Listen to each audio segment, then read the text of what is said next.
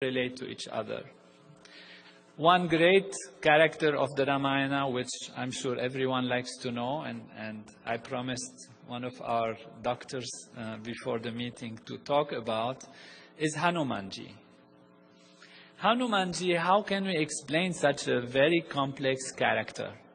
How can it be that a structure in our body will become small, then become big, then send messages, then go through a small hole, then burn the city, then bring healing aspects and all of that? And if we look at it carefully, we find it is the hormonal system. All our endocrine system together is under the control of Hanumanji.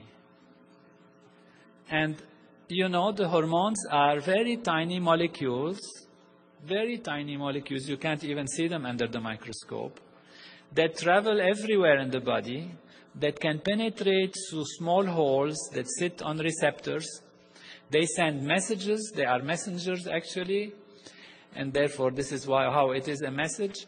Yet, as a whole, as a group, they are huge. In a split second or a few seconds, if you have a secretion of hormones, a certain type of hormone in the body, your whole metabolism can be changed, your digestion can be changed, your immune system can be activated or deactivated. And when you look in the Ramayana and see how Hanumanji is described, you actually find that this is a physiological description of the entire hormonal system.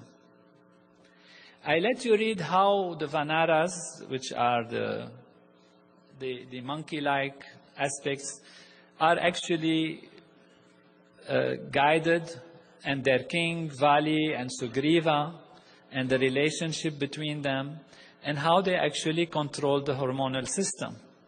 If we look at the pituitary gland, which is called the master gland of the body, we find that the anterior pituitary gland is Sugriva, and the posterior pituitary gland is Vali. Angada is the son of Vali. There is a long story of how they interact to each other, how Vali goes into the cave, which is the Sella Turcica, a specific cave in our brain, actually existing in our brain. And only Vali could go through it. Sugriva had to wait on the door. And the whole story, in its very delicate intricacies, how Vali told him, I will send the milk if I kill the demon. If all of you, I don't know how many will remember that. And you see that this part of the structure of the pituitary gland is related to milk secretion, how this part is related to other aspects that are described almost technically precisely in the Ramayana, in word for word, as if you just change the words and the Ramayana becomes a physiological book, a book of neuroanatomy or neurophysiology. It's just by translating the names from the ancient Vedic names to the modern names, you see an exact and precise description of what is taking place. And what is amazing also is that even if you go back into the stories, for example, Vali was said to have been born from the head of his father, Riksharaja, and Sugriva was born from the neck of his father, Riksharaja. And then they joined together and worked together. All those who knows embryology, or remember something of it, we know that the posterior pituitary gland actually comes from the neural tube, which is from the head. And the anterior pituitary gland, I mean in our body, in physical physiology, the pituitary gland comes from the top of the neck, from the palate, the anterior pituitary. And the anterior pituitary climbs and joins the posterior pituitary. So when it's said in the Vedic literature, in the Ramayana, that Riksharaja's head, from his head came Vali, and from his palate or from his neck came Sugriva, it's an actual, precise description of how the structure actually developed, how they joined together. So these are just a few examples.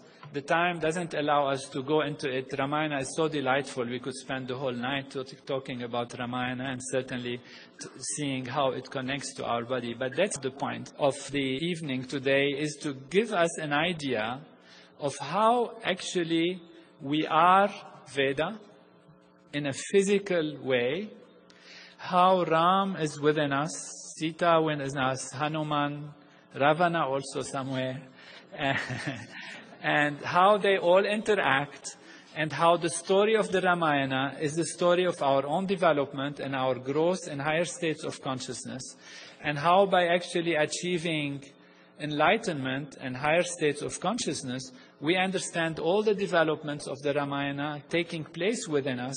This is the story of how creation is made, how life is made, how our body is made, how our society works, and how our universe works. This knowledge, which comes from direct experience, is perfect and complete knowledge. If we go back in history, what was the reference for action, the reference for thinking, for behaving?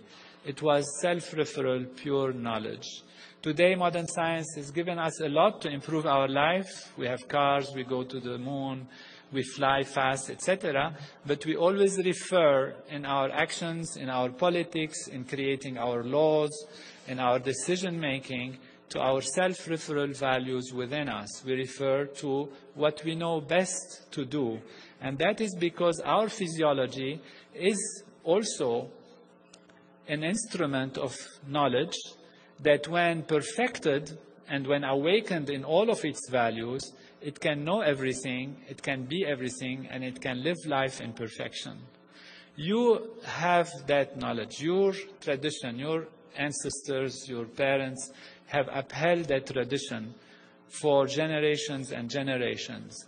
And today it's only because modern science had advanced enough that we can truly recognize the value of this knowledge.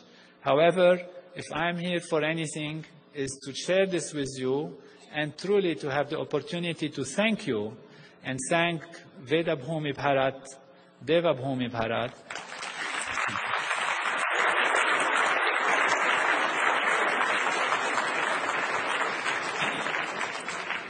and the holy tradition of Vedic Master, and of course my teacher, Maharshi Mahesh Yogi, for maintaining this knowledge and giving it to the world for the creation of a true Ram Raj, heaven on earth everywhere. Jai Guru.